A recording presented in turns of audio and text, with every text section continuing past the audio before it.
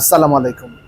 Dubai থেকে সারওয়ার জাহান। আমি আপনাদের এমন একজনের সাথে পরিচয় করাবো যে তিনি দুবাইয়ের একটি নামকরা ব্যাংকে জব করেন। আসেন আমরা তার সাথে পরিচিত হই, তার সম্পর্কে জানি।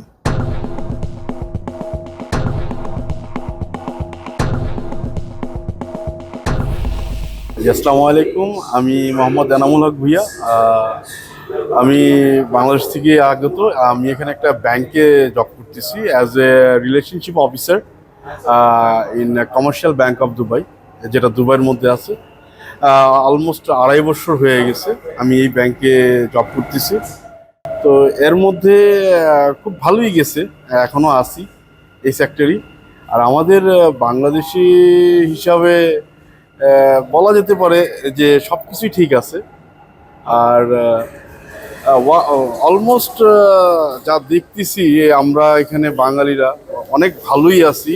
আর আমাদের এই ব্যাংকিং সেক্টরের মধ্যে দুবাইয়ের মধ্যে এখানে প্রায় 49টা ব্যাংক আছে। প্রত্যেকটা দেশেরই একটা করে ব্যাংক থাকে। তো এখানে টোটাল 49টা ব্যাংক আছে। এর মধ্যে আমাদের বাংলাদেশিরা 1% আউট অফ 100-এর মধ্যে 1% আসছে কিনা এটা আমার সন্দেহাতীত, কারণ আমি এখানে অল্প কিছুদিন, তার মধ্যে থেকে আমি বলতেছি যে আমাদের বাংলাদেশি ভাইরা খুব কমই আছে এখানকার ব্যাংকিং সেক্টরে। কাজের বিষয়ে আপনি কোনো সমস্যার সম্মুখীন হচ্ছেন? না, এখানকার কাজে কোনো সমস্যার সম্মুখীন হওয়ার কোনো ওয়েই নেই। কারণ এটা totally digitalization and everything monitors. আর আপনার সবচেয়ে বড় সুবিধা হলো যে আপনি এখানে কিছু করতেছেন না, আপনাকে চালিয়ে নিয়ে যেতেছে। সব কিছু মানে পরিষ্কার পানির মতো আগাতে হয়। আর এখানকার একটা কথাই বলবো, আমাদের দেশি আমরা দেশে যেরকম ভাবে মনে করি এখানকার জবিং সেক্টর গুলার প্লাস কাজ হয়তো অনেক প্রেশারাইজড, অনেক কিছু আসলে তেমন কিছুই না। আমি আপনাকে একটা কথা বলি যে আমার এটা পার্সোনাল অপিনিয়ন, আমি আমার অভিজ্ঞতা থেকে বলতেছি, এবং এটা আমি জানছি আর কি যেভাবেই হোক, যে আমরা এখানে ফরেনার যারা আছি তার মধ্যে ইন্ডিয়ানরা অলমোস্ট 45 লাখ প্লাস। তো 45 লাখ প্লাসের মধ্যে আমরা বাঙালির আছি 11 লাখ।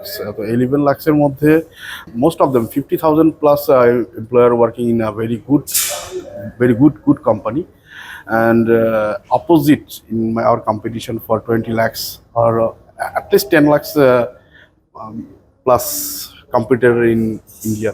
তো আমরা এখানে আসি, আমরা যে নাই যে তা না, কিন্তু আমাদের ভালো ভালো সেক্টরে কাজ করার লোকগুলা আমরা মানে খুবই কম, এবং যারাই আছি তারা আর কি ওরকমভাবে সাপোর্টিং করতে পারি না, কারণ আসেও তো না কেউ ওরকমভাবে।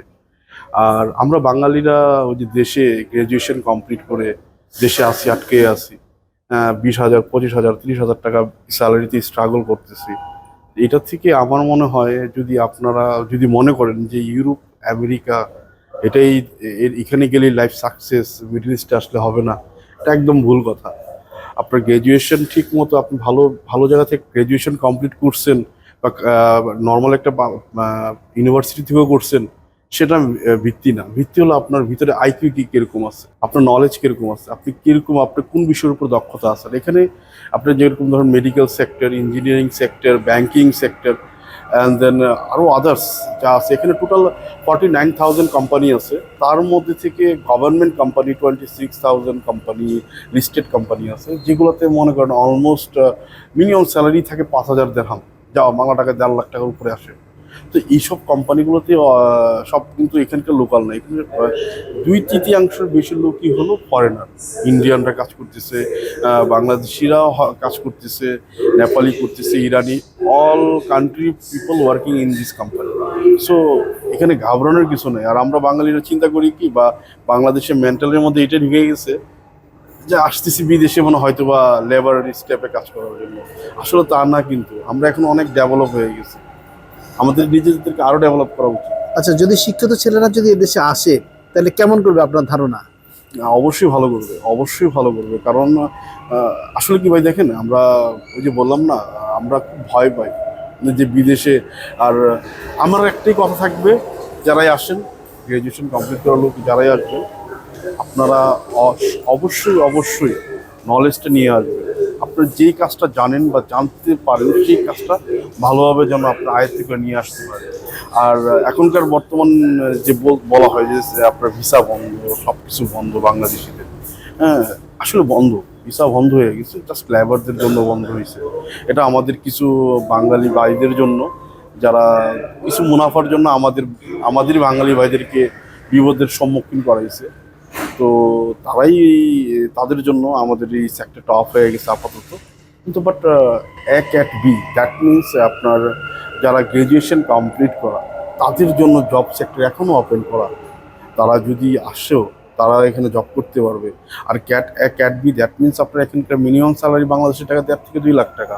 আপনি এখানে স্ট্রাগল করার পরও আপনি অ্যাটলিস্ট 1 লাখ টাকা ইনকাম করতে পারবেন। আপনি বাংলাদেশে গার্মেন্টস সেক্টরে যেরকম আপনার টেক্সটাইল ইঞ্জিনিয়ার বা কম্পিউটার ইঞ্জিনিয়ারিং সেক্টরে যারা আছে বা ব্যাংকিং সেক্টরে যারা আছে, আমরা সবাই বাংলাদেশে 30,000 35,000 টাকা স্যালারিতে স্ট্রাগল করতেছি। কিন্তু এই কাজটা যদি আবার এখানেই করি, আমি কিন্তু ওই 30,000-এর জায়গায় 3,000 টাকা পাবো। সর্বনিম্ন গেলে 3,000 টাকা বেতন পাবো, যেটা আপনি কনভার্ট করলে 1 লাখ টাকা হয়ে যেতেছে। তো আপনি এখানে স্ট্রাগল করার পরে যেন আপনি 50 to 60K বাড়িতে পাঠাইতে পারতেছেন অ্যাজ এ রেমিটেন্স যোদ্ধা হিসাবে। আর আপনি বাংলাদেশের গ্র্যাজুয়েশন কমপ্লিট করে কি করবেন, স্ট্রাগল করতেছেন, চার দোকানে বসে চা খাচ্ছেন আর আফসোস করতেছেন কেন এই অবস্থা। আসলে আমাদের গভর্নমেন্ট সাপোর্ট করতেছে, কিন্তু আমরা পারতেছি না। আমরা ভালো সেক্টর চিন্তেই আছি না। যেরকম ধরেন আমি ব্যাংকে আছি, আমি CBD bank, that means commercial ব্যাংকে। তো আমার সাথে আমার 2.5 বছরের পরিচয়ের মধ্যে আমি 7 থেকে 8 জন বাঙালি ভাই পাইছি যারা কিনা ব্যাংকে আছে। আচ্ছা, কোন কোন সেক্টরে বাংলাদেশিরা ভালো করবে? এই যে আপনাকে বললাম তো, মেডিকেল সেক্টর বলতে ডাক্তার সেটাও না, ডাক্তারের সাথে কিন্তু আরও আছে কেমিস্ট্রি যারা করতেছে, মেডিসিন নিয়ে যারা পড়াশোনা করতেছে, ফার্মাসিস্ট, এদেরও সেক্টর এখানে ভালো আছে। ইঞ্জিনিয়ারিং ট্র্যাকে যাবেন, সিভিল, ইলেকট্রিক্যাল, কম্পিউটার, যে যার সেক্টর থেকে ভালো কাজ করতে পারবে এখানে অবশ্যই তাদেরকে মূল্যায়ন করবে। বাংলাদেশের চাকরির বাজারের সম্পর্কে আপনার পরামর্শ বাংলাদেশিদের জন্য? আমি একটাই কথাই বলবো বাংলাদেশিদেরকে, আমাদের যারা ছোট ভাইরা আছে, ভাই বোনরা আছে, বা আমার সিনিয়র যারা আছে, ভাই স্ট্রাগল দেশে করতেছেন, তার মানে এই না যে শেষ আপনার লাইফ। আপনি ওখান থেকে এখন ডিজিটালাইজ যুগ, আপনি ডিজিটালভাবে ওখান থেকে বসে এখানে আপনি অ্যাপ্লাই করতে পারবেন। এখানকার কোম্পানি সম্বন্ধে আপনি নলেজ নেন, ভালো ভালো কোম্পানি আছে, এগুলোতে নলেজ নেন, ওগুলোতে অ্যাপ্লাই করেন, অনলাইনে অ্যাপ্লাই করেন, অনলাইনে তারা আপনাকে এক্সাম নেবে। এরকম না যে আপনাকে নিয়ে আসার পর দেন আপনাকে জব জয়েন করতে হবে। এরকম হইতে পারে ভালো কোম্পানি, আপনার যদি দক্ষতা ভালো থাকে, আপনি যখন তাদেরকে মেল করবেন বা ভ্যাকেন্সিতে আপনি তাদেরকে নক করবেন, হ্যাঁ, অবশ্যই তারা আপনাকে ফিডব্যাক করবে। ভালো কোম্পানিগুলো আপনার যদি ওরকম দক্ষতা আপনি দেখাইতে পারেন। আর মোস্ট অফ দ্য আপনার এখানে ল্যাঙ্গুয়েজটা আপনার ভালো স্কিল থাকতে হবে, হিন্দি, ইংলিশ, অ্যারাবিক।